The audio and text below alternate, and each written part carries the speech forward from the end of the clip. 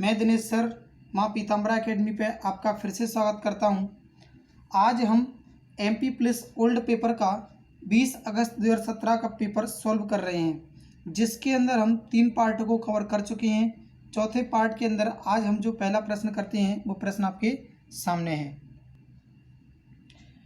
जब आपका पेट्रोल का दाम 10% बढ़ता है तो फ्रैक्शन की वैल्यू होती है 1/10, यानी 10 पर 1 बढ़ना। ये हमारा रेट बढ़ा है। जब भी हमारा रेट बढ़ेगा और हम कंजप्शन को कम कर दें, कितना % कम करें कि हमारे खर्चे में कोई बदलाव ना हो, तो हम इन संख्याओं को पलट कर लिख देते हैं। तो आपने देखा ये आ गया 11, यहाँ से ये आ गया 10। तो आपने देखा 11 पे कितना कम किया जा रहा है, 1। तो 1 कम किया जा रहा है कितने पर, 11 पर। यहाँ पर जो हमें कैलकुलेट करना है वो 1000 किलोमीटर पर करना है, इसलिए हम इसका मल्टीप्लाई करेंगे 1000 का। इसका इसमें डिवाइड करेंगे तो ये निकल कर आएगा 90.9। तो लगभग में हम देखेंगे ये आएगा 91 किलोमीटर। तो आंसर है हमारा ऑप्शन नंबर ए। चलते हैं अगले प्रश्न पर।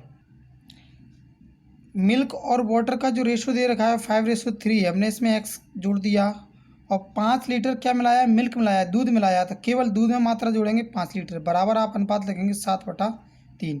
इसका इधर और इसका इधर क्रॉस मल्टीप्लाई कर देंगे तो ये आएगा हमारा 15x + 15 और 21x। इसको इधर भेज दिया, ये निकल कर आएगा हमारा 6x = 15। इसको काट देंगे तो ये कैंसिल करने के बाद हमारा बचेगा 5/2x। x का ये वैल्यू निकल कर आया 5/2 निकल कर आया है।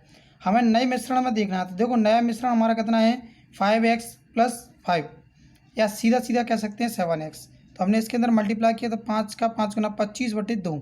25/2 को हम 12.5 कहेंगे। तो 12.5 के अंदर 5 लीटर और जोड़ दिया जाएगा तो निकल कर आएगा 17.5 लीटर। देखते हैं अगला प्रश्न। क्वेश्चन में दिया गया कि 5% जब दूध में पानी है तो 5% बराबर 8 लीटर है। इसको मिलीलीटर में चेंज करते हैं तो ये आता है हमारा 8000। इसका 5% निकालेंगे तो 5% बराबर निकल कर आएगा, ये जो हमारा 8 लीटर का 5%, ये 400 ml निकल कर आएगा। ये जो 400 ml दे रखा है, हमें 4% बनाना है। तो इसको 4% बराबर हमने लिख दिया 400 ml। तो 100% का वैल्यू निकल कर आएगा कितना, 10,000 ml। देखिए ये जो पहले दे रखा था हमें 5% इस 8000 का निकाला गया था। तो पहले 8 लीटर था, कितना था 8 लीटर। आज कितना बन गया 10 लीटर। हमने इन दोनों में कितने का चेंजेस किया है, +2 लीटर हो गया। क्यों, क्योंकि पहले जो 5% था वो 400 ml के बराबर था। अब नया जो है 4% 400 ml के बराबर है। तो 100% का वैल्यू होगा 10,000 ml। और 10,000 ml को हम लिखेंगे 10 लीटर, और 10 लीटर इन दोनों में चेंजेस जो हुआ है 2 लीटर का हुआ है। तो आंसर है आपका ऑप्शन नंबर डी। देखते हैं अगला प्रश्न। एक चाप के द्वारा निर्मित क्षेत्र का पूछा है। तो देखिए वृत्त जो होता है हमारा पूरा का पूरा वृत्त, अगर हम इस पूरे वृत्त का क्षेत्रफल निकालें तो हमारा वृत्त सूत्र होता है πr²। तो आपने देखा पाई का वैल्यू होता है 22/7। आर यहाँ पर व्यास दे रखा है 14, तो त्रिज्या लिख दिया 7 × 7 r²। यहाँ जो कोण बन रहा है ये वाला क्षेत्र है, इस पूरे क्षेत्र का कोण जो बन रहा है 60 डिग्री बन रहा है। हमें इसी का क्षेत्रफल निकालना है। तो 60 ऊपर लिख दिया, नीचे लिखेंगे हम 360। इसको कैंसिल कर दिया 60 से, तो 1/6 आ गया। 7 से 7 कैंसिल हो गया, ये आ गया 3, ये आ गया 11।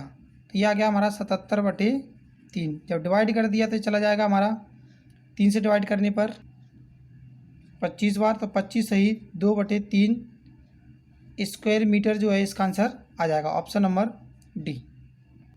सॉरी, ऑप्शन सेंटीमीटर में निकलेगा, ये नहीं सेंटीमीटर स्क्वायर ये निकलेगा। देखिए यहाँ पर ये सेंटीमीटर दिया है, सेंटीमीटर कभी भी क्षेत्रफल नहीं निकालता है, ना सिंगल मीटर निकालता है। या तो मीटर स्क्वायर निकलेगा या सेंटीमीटर। ये सेंटीमीटर में दे रखा है तो आंसर होगा इसका सेंटीमीटर स्क्वायर में। आंसर है ऑप्शन सी। चलते हैं अगले प्रश्न पर। भास्कर की बहन भास्कर से जो है 5 गुना छोटी 1/5 है, या कह सकते हैं भास्कर की जो आयु है और उसकी बहन की जो आयु है उसका 5 गुना है। फिर 10 वर्षों के बाद 3 गुना भास्कर रह जाएगा और सिस्टर 1। आपने देखा कि 10 वर्षों में कुछ तो बदलना चाहिए लेकिन कुछ नहीं बदला। जब ऐसी कंडीशन आती है तो मल्टीप्लाई हम इधर करते हैं इन दोनों के डिफरेंस का, 2 का इन दोनों के डिफरेंस का यहाँ किया, तब आपके नए अनुपात बनकर निकल कर आते हैं। 2 का गुणा किया तो 10 और ये 2, ये आएगा 12, ये आएगा 4।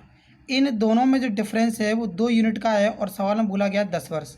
तो 1 यूनिट का जो मान निकल कर आएगा, 1 यूनिट बराबर निकल कर आएगा 5। 5 का 4 गुना किया आपने, ये 40। सॉरी 5 का 10 का 5 गुना किया 50, तो आयु निकल कर आएगी इसकी 50। वर्तमान आयु जो है भास्कर की 50 वर्ष।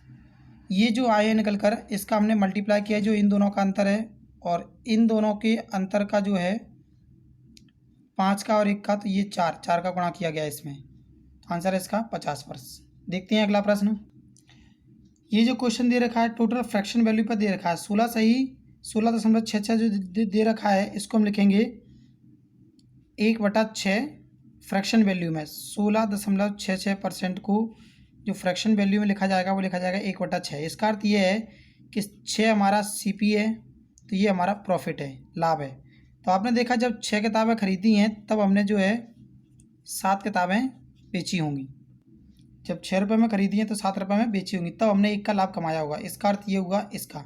अब देखते हैं, अगर यहाँ क्वांटिटी की बात की गई है, ये हमने क्रॉस मल्टीप्लाई कर दिया तो ये निकल कर आएगा कि जितने में 7 किताबें खरीदी थी उतने में 6 किताबें बेच दी। तो आपसे बोला गया जबकि सवाल में कि 12 पुस्तकें बेची हैं, तो आप 2 का गुणा इधर करेंगे तो यहाँ भी 2 का गुणा हो जाएगा, तो ये बन जाएगा 14।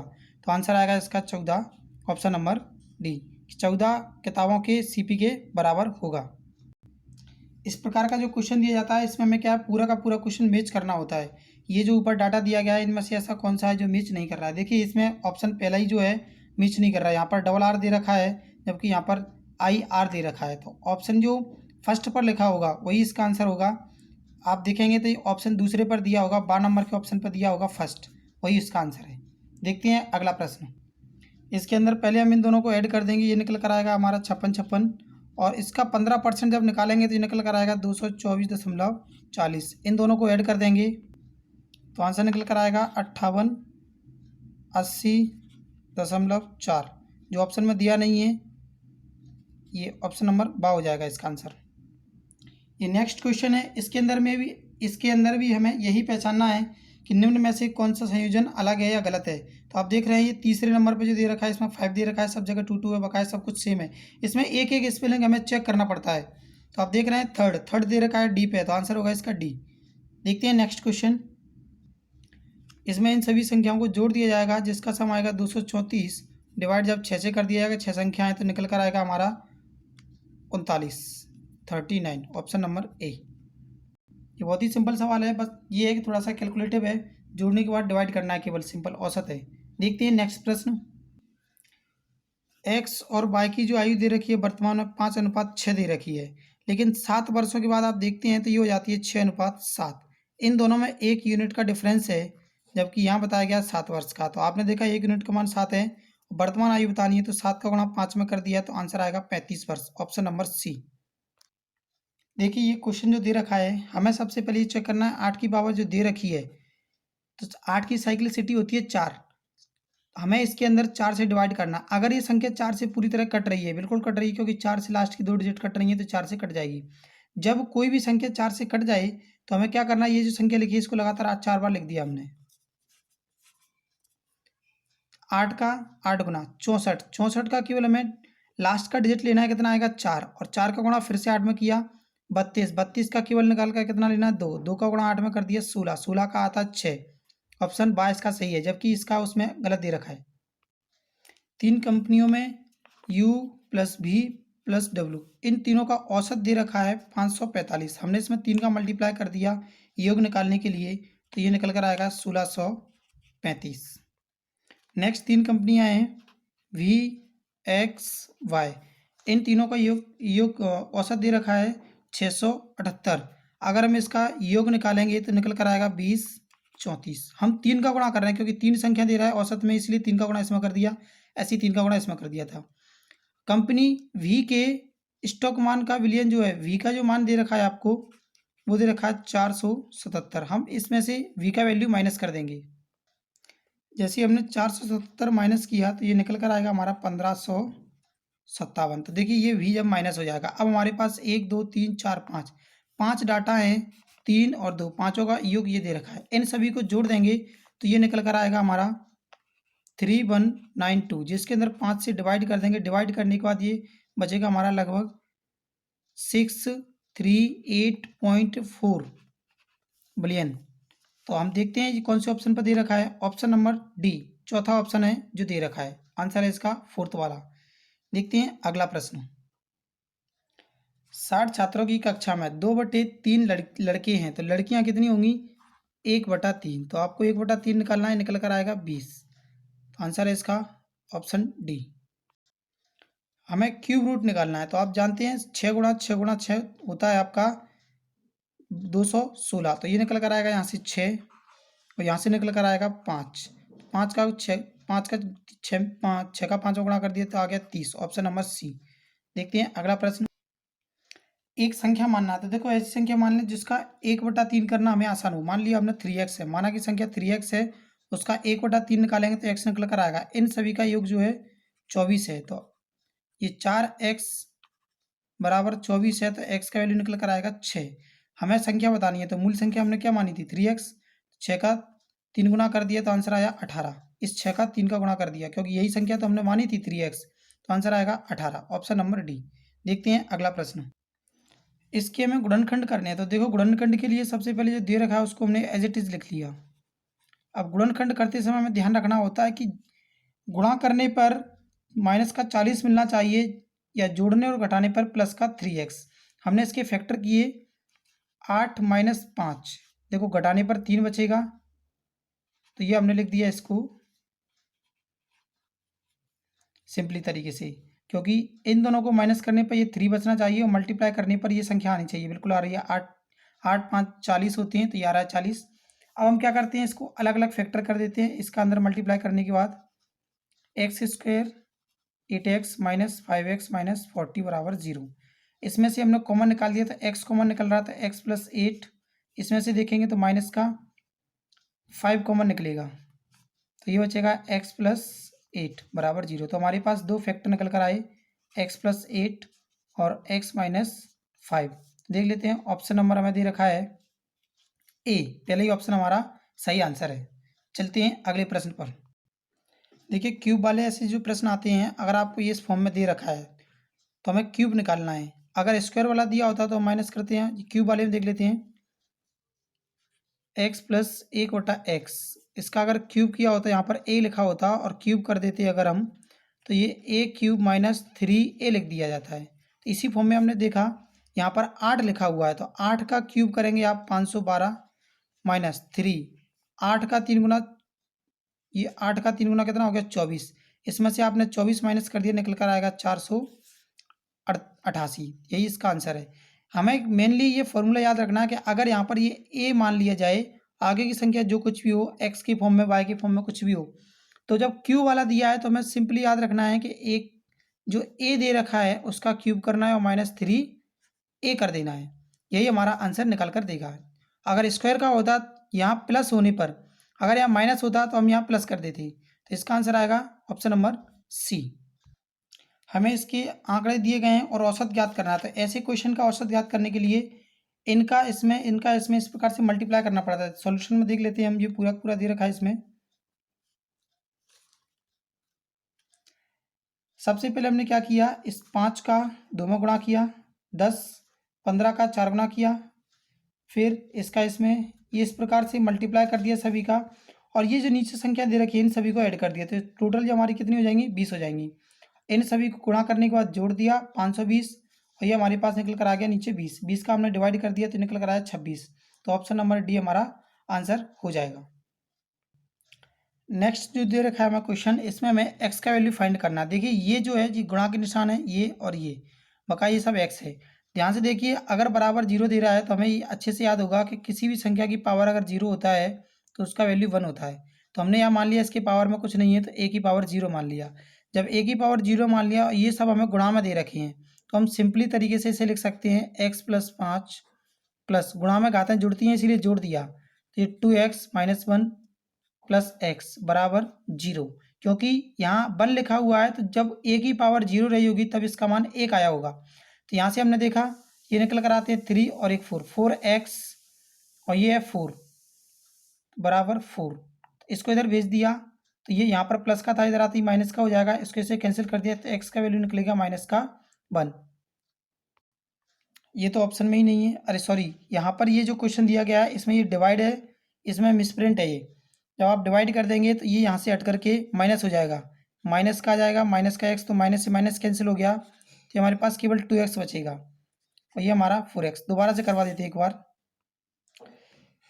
x plus 5 plus 2x minus 1, ये डिवाइड है इसलिए माइनस हो जाएगा x बराबर 0, क्योंकि पावर 1 दे रखा है इसीलिए, तो ये कैंसिल हो गया और ये बचा हमारे पास 2x। इसमें से इसको माइनस किया तो 4 इधर प्लस का था, बराबर के इधर जाते ही माइनस का हो गया, कैंसिल कर दिया तो x बराबर माइनस का 2। यही आंसर है ऑप्शन नंबर डी। यहाँ पर जो क्वेश्चन दिया गया था ये भाग दे रखा है। नेक्स्ट क्वेश्चन है, गुणसूत्र इनमें से स्थित होते हैं। गुणसूत्र जो स्थित होते हैं केंद्रक के अंदर होते हैं और केंद्रक जो होता है हमारा नाभिक के अंदर होता है। आंसर है इसका ऑप्शन बी। चलते हैं अगले प्रश्न पर। नेक्स्ट क्वेश्चन है, निम्नलिखित में से कौन सा घर्षण द्वारा आवेशित नहीं किया जा सकता। तो एक कॉपर का रॉड जो है घर्षण के द्वारा आवेशित नहीं किया जा सकता। नेक्स्ट क्वेश्चन है, एक संख्या को हमने x मान लिया, तो वर्गमूल उसका वर्गमूल से क्या है, दोगुना है। तो आपने देखा वर्गमूल का दोगुना बराबर कितना दे रखा है, 42। 2 से हमने कैंसिल किया तो ये निकल कर आएगा 21। एक्स स्क्वायर को इधर अंडर रूट को इधर से हटा देंगे, इधर से अंडर रूट हटाएंगे, इधर स्क्वायर लग जाएगा, स्क्वायर को खोलेंगे 441। ऑप्शन नंबर वाई इसका आंसर है। देखते हैं अगला प्रश्न। नेक्स्ट क्वेश्चन जो दे रखा है वो 1 सही 1/2 वर्ष यानी कि 1.5 वर्ष है और हमें गणना करनी है छमाही रूप से। तो जब 1.5 वर्ष आपको दे रखा है और इसके छमाही रूप से बनाएंगे तो 3 छमाही बन जाएंगी। कितनी, 3 छमाही। जब गणना करनी है तो आपके पास जो राशि प्राप्त होती है वो होती है 1,32,651 बराबर। आप देख रहे हैं कि हमारे पास मूलधन कुछ नहीं है, ज्ञात करना है हमें। पी मान लिया प्रिंसिपल और मल्टीप्लाई ब्याज जो मिला 4%, तो आप लिखेंगे 4% का फ्रैक्शन अगर वैल्यू देखेंगे 4% बराबर निकल कर आएगा आपका, पहले इसको 2% बना देंगे, 2% को देखेंगे तो 51/50 निकल कर आएगा। तो आप लिख सकते हैं 51/50, 51/50 और 51/50। तो इस 51, 51, 51 इन तीनों से आपने इसको कैंसिल किया, ये पूरा का पूरा चला गया, इन्हें सभी का मल्टीप्लाई कर दिया 50 गुणा 50 गुणा 50, तो ये निकल कर आएगा 125 और 3 जीरो का 3 जीरो बराबर पी। तो हमारा जो प्रिंसिपल था वो निकल कर आएगा हमारा ऑप्शन नंबर डी, 1,25,000 रुपये। अधिकांश जीवाश्म ईंधनों में होता है, तो इनका होता है त्वरित दहन, क्योंकि पेट्रोल डीजल जो बनता है वो त्वरित दहन के कारण ही बनता है। यहाँ पर 2 भुजाएं दे रखी है हमें 4:5, तो हमने मान लिया 4x और 5x, इन दोनों को जोड़ दिया और 2 का गुणा कर दिया, तो ये निकल कर आएगा हमारा टोटल परिमाप क्या होगा 180। कैंसिल कर दिया तो 90, ये है 9x, तो इसको इससे कैंसिल किया तो ये आ गया कितना, x का वैल्यू 10। आपने देखा कि पहली जो वैल्यू थी वो कितनी थी 4x और दूसरी थी 5, तो x का गुणा यहाँ कर दिया तो ये निकल कर आएगा 40 और ये निकल कर आएगा 50। तो ऑप्शन आपका है ऑप्शन नंबर ए। देखते हैं अगला प्रश्न। क्वेश्चन है आपका, कौन सा यौगिक एक अम्ल नहीं है। तो ये HCl नहीं है, क्योंकि ये जल के अंदर H+ आयन नहीं बनाता है, H+ आयन नहीं बनाता है, इसीलिए इसका आंसर है HCl गैस। नेक्स्ट क्वेश्चन है हमारा, नदी के किनारे खड़ा व्यक्ति पानी में एक मछली देखता है तो उसे मछली कैसी दिखेगी। आपने देखा होगा जनरली अगर पानी के अंदर कोई सामान डला होता है या जनरली हम कुछ भी सामान देखते हैं तो ऐसा लगता है बहुत ऊपर हो, लेकिन वह बहुत गहराई में होता है जब हाथ डालकर चेक करते हैं। तो इसका आंसर होगा मूल स्थिति से ठीक ऊपर, ऊपर दिखाई देगा, ठीक जो मूल स्थिति है उससे उसकी थोड़ी ऊंचाई ऐसा लगेगा कि कम गहराई पर है। तो इसका आंसर सही होगा ऑप्शन सी। देखते हैं अगला प्रश्न। क्षेत्रफल के लिए हमने देखा 1/2 और d1/d2। d1 d2 क्या होते हैं, हमारे 2 विकर्ण होते हैं। ये जो हमारा चित्र है ये वाला विकर्ण और ये वाला, ये 2 विकर्ण है इसके d1 और d2। तो फॉर्मूला होता है क्षेत्रफल का 1/2 d1 × d2। तो आपने देखा कि 1/2 तो ये लिख दिया, d1 का मान कितना 18 और d2 का 12। इसमें d1 किसी को भी मान सकते हैं, d2 किसी को भी मान सकते हैं। आपने इसको कैंसिल कर दिया, ये 9 बार चला गया, तो 12 का 9 गुना होता है आपका 108। ऑप्शन नंबर ए सही आंसर है। देखिए आयतन दिया गया है कितना 48, तो हमने इसको मान लिया सभी में x लगा दिया, 3x 2x और 1x, इनका सभी का मल्टीप्लाई कर दिया तो ये निकल कर आएगा 6 क्यूब। इसको इससे कैंसिल किया तो ये निकल कर आएगा आपका 8, कैंसिल करने पर तो x का वैल्यू निकल कर आया 2। हमें इसका पार्श्विक पृष्ठीय क्षेत्रफल निकालना है। पार्श्विक पृष्ठीय क्षेत्रफल निकालना तो आपने देखा एक तरफ नहीं छपेगा। देखिए लंबाई हमारी है 3x, तो हमने x का मान 2 निकला है तो 6, 2 का 3 गुना होता है 6, ये निकल कर आएगा चौड़ाई 4 और ऊंचाई जो हमारी है वो निकल कर आएगी 2। पार्श्विक निकालना है, यानी हमें ये वाला, सामने वाला, ये वाला और एक फ्रंट वाला, ये निकालना है। तो आपने देखा 4 का 2 गुना कितना हो गया हमारा 8, 8 इधर का निकलेगा तो 8 इधर का निकलेगा, 8 और 8 16, तो ये हो गया हमारा। फिर हमने देखा इधर का 12 ये हो गया और 12 इसके जस्ट पीछे, तो 24 ये हो गया। दोनों को ऐड कर दिया हमने तो ये निकल कर आएगा 40। Option number A. हमें पार्श्विक निकालना है, ये चारों तरफ की साइडों का क्षेत्रफल निकालना था। इसको और इसको छोड़ देना है, जो नीचे का दे रखा सतह और ऊपर का सतह को। तो आंसर आएगा 48, 40 सॉरी।